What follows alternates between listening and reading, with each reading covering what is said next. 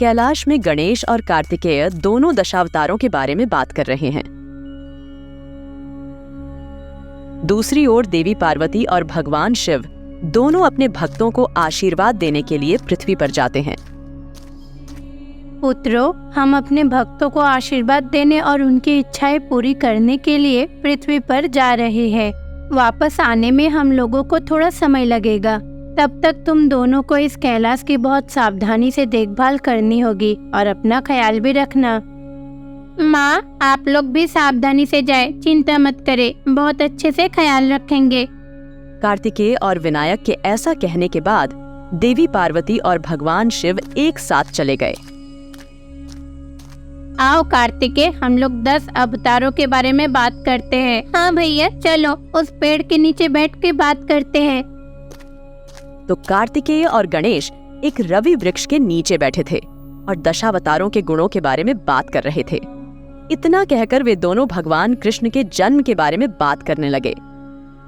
भगवान कृष्ण का यह अवतार 10 अवतारों में से सबसे महत्वपूर्ण अवतार है। भगवान कृष्ण के इस अवतार में भगवान कृष्ण ने केवल राक्षसों को वध किया ये नहीं, बल्कि भगवत गीता का खुलासा किया, जो बताती है मनुष्यों को कैसा जीना चाहिए। हाँ, मुझे नहीं पता क्यों, यदि वसुला मुझे बता रहा होता तो मैं भी महाभारत लिख देता। भाई कार्तिकेय, तुम्हें पता है ये महाभारत क्या है?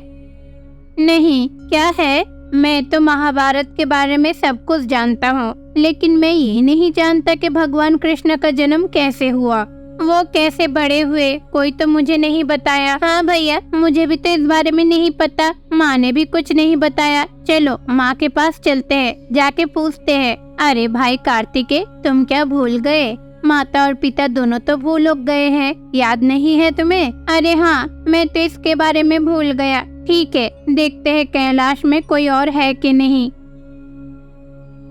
कार्तिकेय और गणेश पूरे कैलाश में सभी को खोज रहे थे। कैलाश के सभी लोग, नंदी और प्रमाता गण जो कैलाश में रहने वाले थे, वो भी भगवान शिव के साथ भूलोक चले जाते हैं। तो कैलाश में अब कोई नहीं है। दुर्भाग्य से गणेश और कार्तिकेय दुखी होकर उस रवि वृक्ष के नीचे बैठ जाते हैं। इस बीच नारद कैलाश आते हैं। नारायण नारायण। कार्तिक, विनायक, स्वामी और देवी कहाँ है? मैं उन दोनों की दर्शन करने के लिए आया हूँ। माता और पिता दोनों भूलोक गए हैं और उनके साथ नंदी और प्रमथगण भी गए हैं। इस समय तो कैलाश में मैं और कार्तिक के अलावा कोई भी नहीं है। ओहो, इसलिए तो पूरा कैलाश शांत है। ठीक है, कोई बात नहीं, मैं खुद ही भूलोक चला जाऊंगा। मैं भूलोक जाके महादेव और स्वामी से मिल लूंगा। इतना कहकर नारद धरती पर चले जाने लगे। इसी बीच नारद को संदेह हुआ। नारद पीछे मुड़कर देखा कि गणेश और कार्तिक बहुत ही उदास हैं। फिर नारद कार्तिक और गणेश के पास लौट आता है। अरे विनायक, अरे कार्तिक, आप दोनों इतना उदास क्यों हो? क्या बात है? आप लोगों को देखकर लग रहा है कि आप लोगों के मन में कुछ शक है। क्या शक है, बताओ? आप दोनों की शक दूर करने का पूरा कोशिश करूंगा। मैं और भैया दोनों मिलकर 10 अवतार पर चर्चा कर रहे थे। चर्चा करते करते हम भगवान श्री कृष्ण के अवतार पर आए। भगवान कृष्ण द्वारा कही गई भगवत गीता से हम तो परिचित है और हम लोग महाभारत के बारे में भी जानते हैं, लेकिन हम लोगों को भगवान कृष्ण के जन्म के बारे में कुछ भी नहीं पता। माँ ने भी कुछ नहीं बताया, इसीलिए भगवान कृष्ण के जन्म के बारे में हम लोग जानना चाहते हैं। लेकिन कैलाश में तो हमें समझाने वाला कोई भी नहीं है, इसीलिए हम थोड़े दुखी हैं। देखो, मैं लगातार नारायण का नाम जपते हुए पहाड़ी की चारों ओर घूमता रहता हूँ। अगर आप दोनों मुझसे पूछोगे तो मैं आप दोनों को जरूर बताऊंगा। दरअसल उनकी लीलाओं के पाठ सुनाने के लिए मुझसे बेहतर व्यक्ति कोई नहीं है। तो फिर आप हमें जल्दी बताइए, हम भगवान कृष्ण के जन्म के बारे में जानना चाहते हैं। विनायक और कार्तिकेय के पूछने पर नारद भगवान कृष्ण के जन्म के बारे में बताना शुरू करते हैं। हर बार जब नारायण पृथ्वी पर प्रकट होते हैं, उसका एक महत्वपूर्ण कारण जरूर होता है। क्या आप जानते हो वो कारण क्या है? मुझे नहीं पता क्यों, मैं अच्छी तरह से जानता हूँ। नारायण का जन्म पृथ्वी पर राक्षसों को मारने के लिए हुआ है। हाँ, आपने एकदम सही कहा। भगवान श्री कृष्ण की अवतार में नारायण का जन्म राक्षसों को मारने के लिए हुआ था। पृथ्वी के मथुरा नामक एक राज्य पर कंसु नामक एक राक्षस का राज था। वो बहुत ही बुरा आदमी था और लोगों को विशेष करके नारायण का नाम जपने वालों पर अत्याचार करता था। कंसु की एक छोटी बहन था जिसका नाम देवकी देवी थी। वो अपनी बहन को बहुत प्यार करता था। फिर कंसु ने एक दिन अपने मित्र वासुदेव से अपनी छोटी बहन देवकी से विवाह संपन्न किया। उस समय वो दोनों बहुत ही खुश थे। ऐसे ही कुछ महीने बीतने के बाद कंसु को एक आकाशवाणी सुनाई देती है। क्या आकाशवाणी? ये आकाशवाणी क्या कहती है? उस भविष्य आकाशवाणी में कहा था उसकी बहन के गर्भ से जो बच्चा पैदा होगा वो कंसु को मार देगा। ये जानने के बाद कंसु बहुत ही भयभीत हो गया और सोच में पड़ गया। फिर कंसु ने उसी समय अपनी बहन के साथ साथ उसकी पति को भी कारागार में डाल दिया। उन दोनों को कारागार में बहुत ही परेशानी का सामना करना पड़ता था। देवकी देवी के गर्भ से जितने भी बच्चा पैदा होता था वो एक एक करके सभी को मार देता था। अरे, आप एक बच्चे को कैसे मार सकते हैं? अगर देखा जाए तो वो कितना क्रूर है। इसलिए भगवान विष्णु उसे मारने के लिए भगवान कृष्ण के रूप में जन्म लेता है। उसके बाद क्या हुआ? कंसु ने लगभग 8 बच्चे को मार डाला था। देवी देवकी 9वें बच्चे की जन्म देने की तैयारी कर रही थी। आप लोगों को और एक महिला के बारे में बताना है। उसकी नाम यशोदा देवी है। नंद महाराजा ने देवी यशोदा की पति होते हुए भी गोकुल पर शासन किया। वो देवता राजा नंदो के सपनों में प्रकट हुए और उसे बताया क्या करना है। वो अष्टमी का दिन था। उस अष्टमी की रात में देवी यशोदा एक बच्ची को जन्म देती है। जैसे उसे भगवान ने कहा था, वो उस बच्ची को टोकरी में लेकर उसी रात गोकुल छोड़कर चला गया। उस रात बहुत ही तेज बारिश हो रहा था। उस बारिश को नजरअंदाज करते हुए अपने बेटे को एक गुप्त सड़क से यमुना नदी पार की। देवी देवकी और वासुदेव जो पति पत्नी कारागार में बंदी थी, ठीक उसी समय देवी देवकी और एक पुत्र संतान को जन्म देती है। वो जो पुत्र संतान का जन्म हुआ वो पुत्र संतान और कोई नहीं, हमारा साक्षात महाविष्णु है। ये नंद महाराजा बच्चे को लेकर जेल पे क्यों गए? क्या होने वाला है, बताइए ना। दरअसल वो बच्ची और कोई नहीं, हमारा प्रिय देवी दुर्गा माता है। नंद महाराज अपनी बच्ची को देवकी देवी के पास सुला देती है और देवी देवकी के पास जो पुत्र संतान है उसको लेकर वहां से चला जाता है। ओ, तो भगवान कृष्ण उन्हें कंसु से बचाने के लिए ऐसा कर रहे हैं। हाँ, सही कहा। कंसु के हाथ से श्री कृष्ण को बचाया, नहीं तो फिर से कंसु ने उस बच्ची को मार डालती है ना। राक्षस को मारने की एक सही समय होता है। वो समय जब आएगा उसका मत सुनिश्चित है। फिर नंद महाराज ने उस बच्ची को लेकर गोकुल की ओर यात्रा की। उस समय बारिश और भी तेज हो रहा था। उस समय यमुना नदी उफान पर थी। उसके साथ साथ हवा भी बहुत तेज चल रही थी। यमुना नदी को जब पता चला कि ये भगवान विष्णु है, तब नदी ने 2 भागों में भाग होकर बीच में एक रास्ता बना देती है। नंद महाराज बच्चे को टोकरी में लेकर जा रहा था। बारिश उसके ऊपर गिर रहा था। बारिश को भी जब पता चला कि ये महाविष्णु है, वो स्वयं उस बच्ची के पास आकर, मतलब कि महाविष्णु के पास आकर छतरी बन जाती है। उसी रात नंद महाराज उस बच्ची को लेकर गोकुल में आया। फिर भगवान श्री कृष्ण को लेकर यशोदा देवी को दिखाई। और मेरी माँ के बारे में क्या, जो जेल में है? आपने कहा कि दुर्गा एक महिला के रूप में पैदा हुई है और अब देवकी देवी के साथ है। हाँ कार्तिक, ये तो हम लोग जानते हैं, पर उस समय उन लोगों को तो नहीं पता था कि देवी देवकी किस बच्चे की जन्म दिया। फिर से उसकी बहन एक बच्ची को जन्म दिया। ये जानने के बाद कंसु बहुत ही क्रोधित हो गया। फिर उस जेल में जाकर उन बच्ची को बहुत पिटाई की, पर वो कोई आम बच्ची नहीं थी, वो साक्षात देवी दुर्गा थी। वो बच्ची अचानक देवी दुर्गा में बदल गई और कंसु को चेतावनी देने लगी। गोकुल में जो बच्चा पैदा हुआ भगवान कृष्ण के बारे में भी बताता है। उस दिन से कंसु और भी ज्यादा भयभीत हो जाता है। दूसरी ओर भगवान श्री कृष्ण यशोदा के गोद में पल रहा था। उसके बाद क्या हुआ? भगवान कृष्ण ने कैसे वास्तव में कंसु को मारा? गोकुल में जो बच्चा बड़ा हो रहा था उसके बारे में जानने के बाद कंसु की नींद नहीं आ रही थी।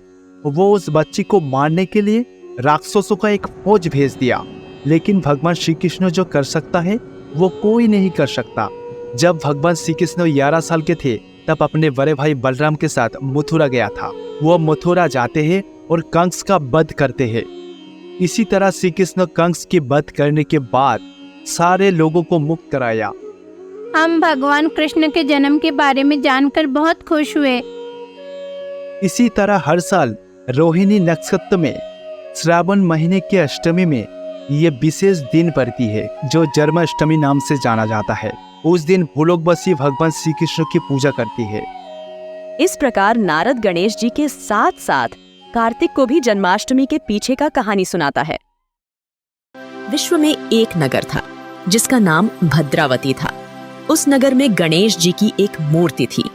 वह मूर्ति कई वर्षों से एक ही मंडप में थी। इतने वर्षों के बाद भी विसर्जन का कोई प्रावधान नहीं था। गांव के सभी लोगों ने श्रद्धा और आदर के साथ पूजा की। कुछ दिनों के बाद फिर से विनायक चतुर्थी का उत्सव आ रहा है।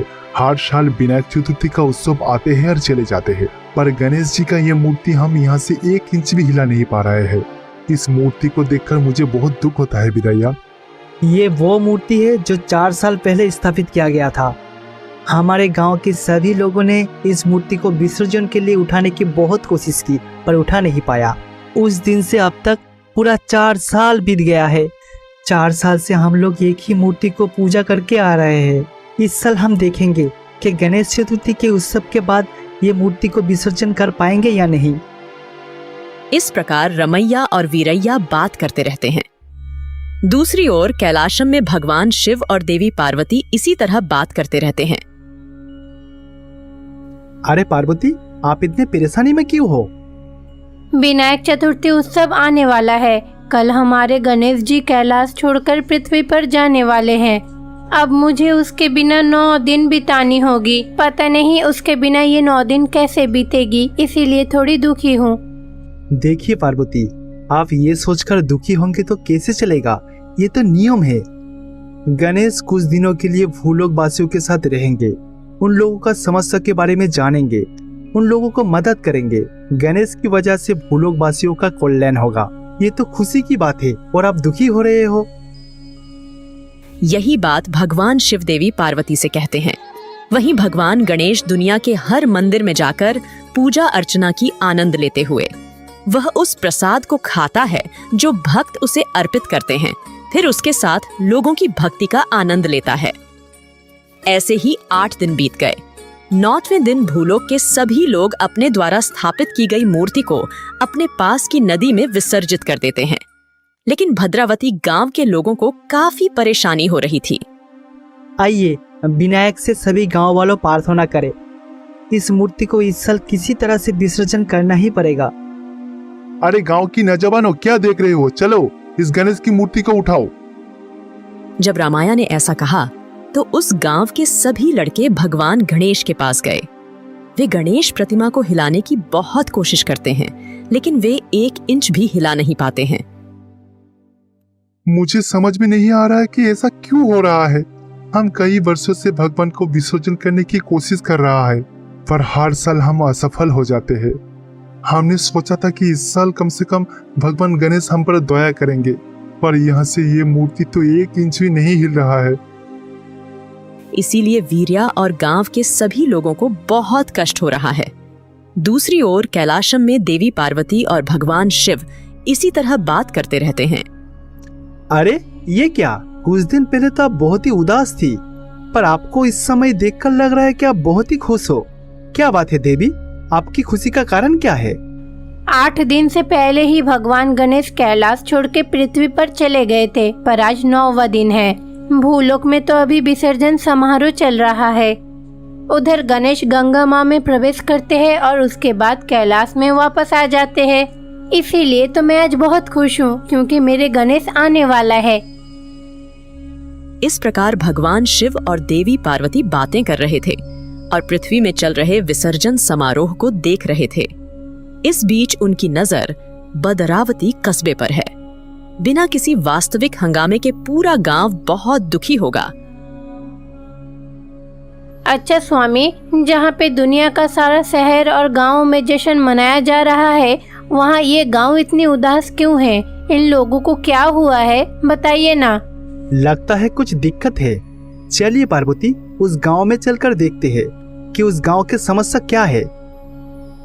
तो भगवान शिव और देवी पार्वती एक साथ पृथ्वी पर भद्रावती गांव के पास जाते हैं। वे साधारण पति पत्नी के रूप में ग्रामीणों के साथ घुल मिल जाते हैं। अरे आप दोनों कौन हो? इस गांव में तो कभी नहीं देखा। इस गांव से कुछ काम है क्या? देखिए, मेरा नाम वीरभद्रम है और ये मेरे पत्नी गौरी है। हम लोग हर साल नवरात्रि के समय घूमते हैं और गणेश जी की दर्शन करते हैं। इस साल हम दोनों पति पत्नी आपके गांव में आए हैं, पर आप लोग इतना उदास क्यों हो?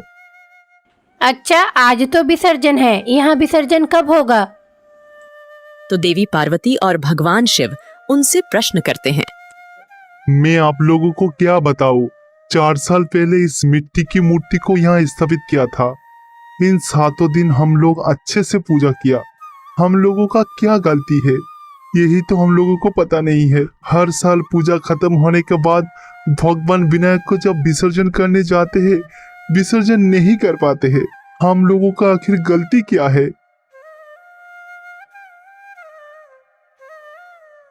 तो रमैया उस गांव की समस्या बताता है। जल्द ही वीरभद्र गणेश की मूर्ति के पास जाते हैं और मूर्ति को छूते हैं। महाशिव आए तो उन्हें समझ आ गया कि वहां क्या हुआ है। कुछ देर बाद वीरभद्र के गांव वालों से कहा, देखिए, आप लोग बहुत बड़ा गलती की, इसलिए ऐसा हो रहा है। हम लोग ऐसा क्या गलती की? देखिए, आज से 4 साल पहले पूजा में एक अफसुति थी। क्या अफसुति? हम लोग पूजा में ऐसा क्या गलती की थी जो गणेश जी इतना नाराज हो गया? 4 साल पहले गणेश जी को आप लोग यहाँ प्रतिष्ठा किया था, पर उस साल पूजा उचित विधि विधान में नहीं हुआ था। इसके अलावा गांव के कुछ लड़कों ने गणेश जी के सामने निरर्थक गाना चलाया। साथ साथ अन्नदान के नाम पर बहुत सारे भोजन भी बर्बाद किया गया था। और उसी दिन भगवान गणेश एक गरीब लड़के के रूप में इस स्थान पर आए थे और उन्होंने तो कुछ खाने का भी मांगा था, पर इस गांव के लोगों ने उन्हें कुछ खाना नहीं देकर यहाँ से निकाल दिया। इसी कारण स्वामी आप लोगों से रूठे हैं। सच में कितना बड़ा गलती की है। मैंने कितना बार कहा था कि ऐसा मत करो, पर गांव का लड़का मेरी एक भी बात नहीं सुनी थी। जब रामैया ने ऐसा कहा तो उस गांव के कुरावलों में से एक गिरी नामक व्यक्ति ने यह बात कहा। अब मुझे समझ में आ गया कि मैंने कितना बड़ा गलती की है। हम लोगों को ऐसा नहीं करना चाहिए था। प्लीज बताइए ना, इसका कोई समाधान नहीं है? किसी भी गलत काम के लिए सबसे पहले माफी मांगना चाहिए। आप सभी लोग गणेश जी से अभी माफी मांगिए। उसके साथ ही अनाथ बच्चे को भोजन कराइए। आप लोग गणेश जी से वादा कीजिए कि आज से आप लोग भक्ति पूर्वक पूजा करेंगे, तभी गणेश जी आप लोगों को क्षमा करेंगे, ठीक है? वीरभद्र के इतना कहते ही गांव के सभी लोग सचेत हो गए। सबसे पहले गिरी और गांव के अन्य सभी लड़के भगवान गणेश के सामने झुकते हैं और माफी मांगते हैं।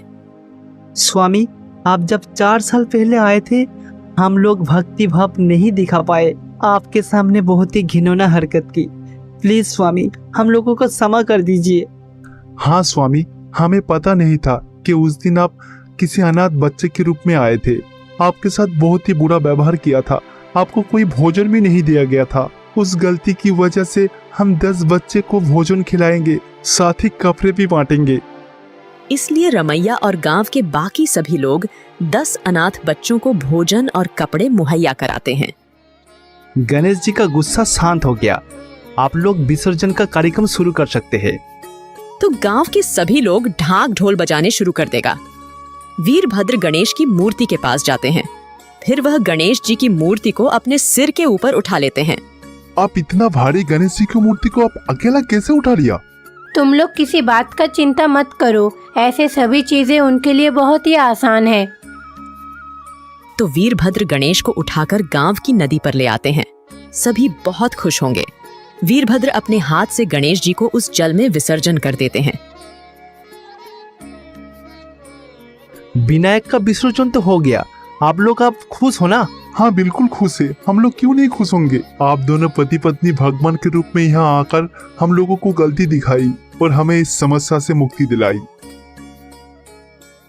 तो उस गांव के लोगों ने वीरभद्र और गौरी को धन्यवाद दिया। इसलिए वीरभद्र और गौरी गांव छोड़ देते हैं। वहां से शिव और पार्वती गायब होकर सीधे कैलाश में प्रकट हुए। उसी समय भगवान गणेश भी विसर्जन कार्यक्रम पूरा करके कैलाश आ गए और पूरा परिवार निश्चिंत हो गया।